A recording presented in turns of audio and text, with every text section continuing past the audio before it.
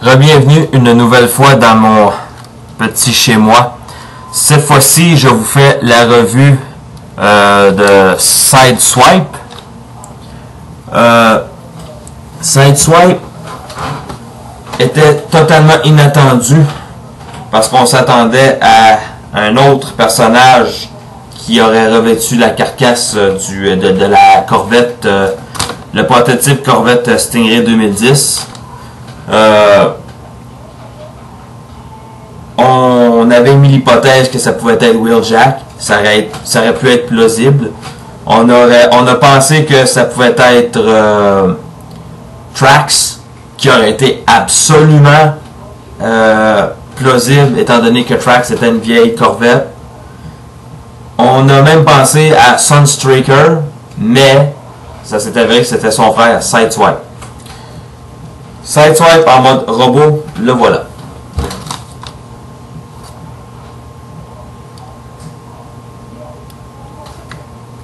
En général, ce robot-là, je le trouve épatant. Je le trouve très beau.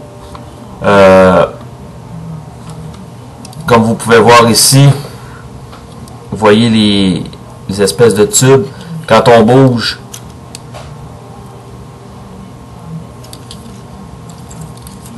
c'est censé faire bouger quelque chose, mais ça m'échappe. À vrai dire, je pense que ça fait pas bouger grand chose. Mais bon, les tubes de caoutchouc sont là. Si ça n'a aucune fonction, au moins ça a un léger esthétique, comme des ligaments humains. Encore une fois, on a droit à la technologie Mechalive, mal exploitée encore une fois. Sur ce robot, ça fait pas exception. On plie le genou et ça fait sortir le morceau de plastique bleu clair qui recouvre le genou.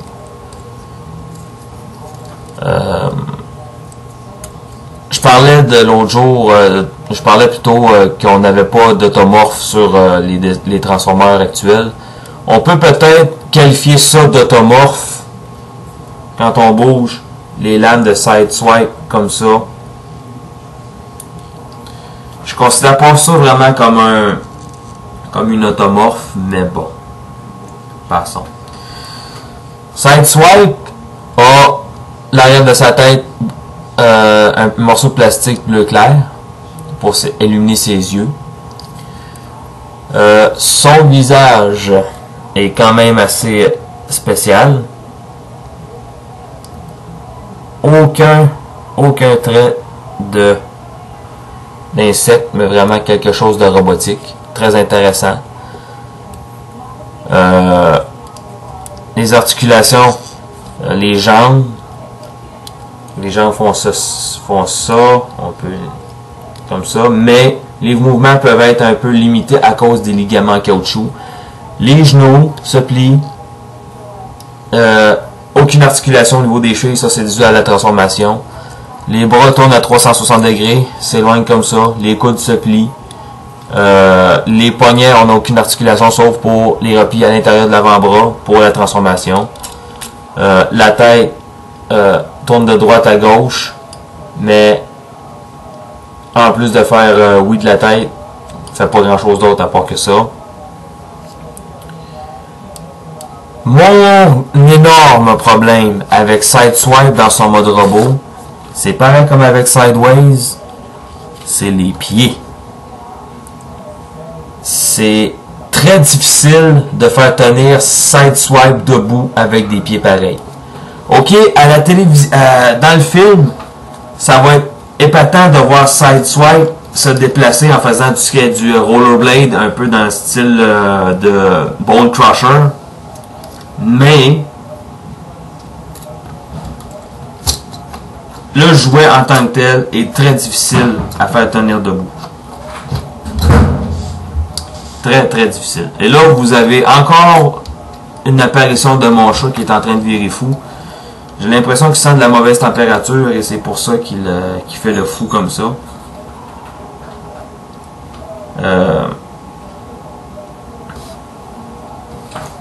Qu'est-ce que je peux dire de plus sur le mode robot? Question défaut, cette partie ici se détache quand même assez facilement.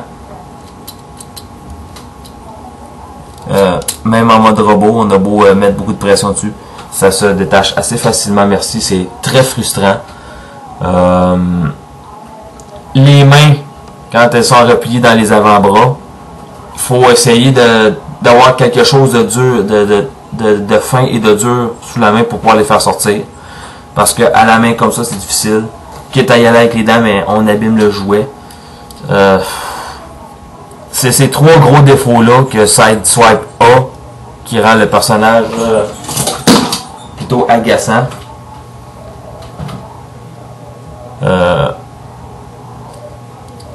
Mais en tout, le robot en lui-même, en enlevant les défauts, c'est un robot qui a une très belle esthétique, très bien réussi.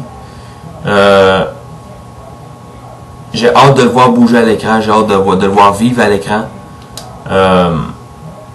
Encore une fois, on donne une puissance de tir à ce robot-ci, mais il n'a pas de fusil, a des lames. Seulement en arrière, on a les moitiés du capot du véhicule à l'arrière.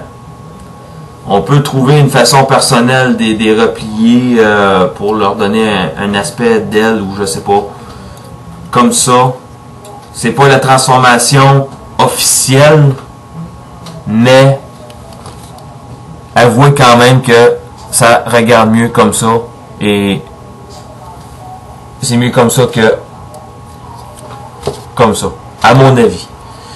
Oui, c'est définitif. Sideswipe va être mis comme ça sur mon étagère.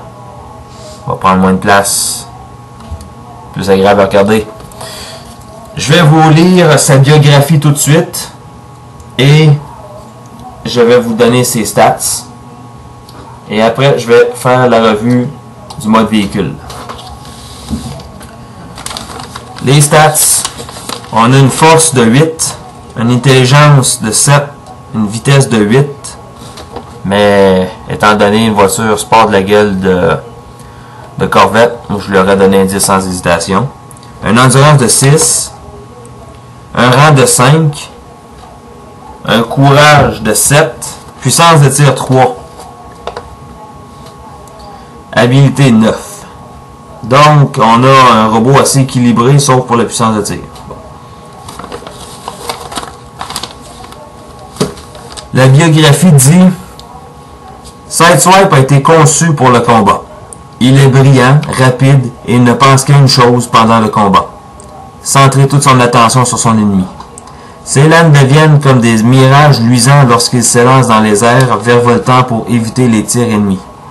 Il se transforme de véhicule à robot en un clin d'œil et utilise toutes les astuces qu'il connaît pour s'approcher de son opposant et brandir ses puissantes épées.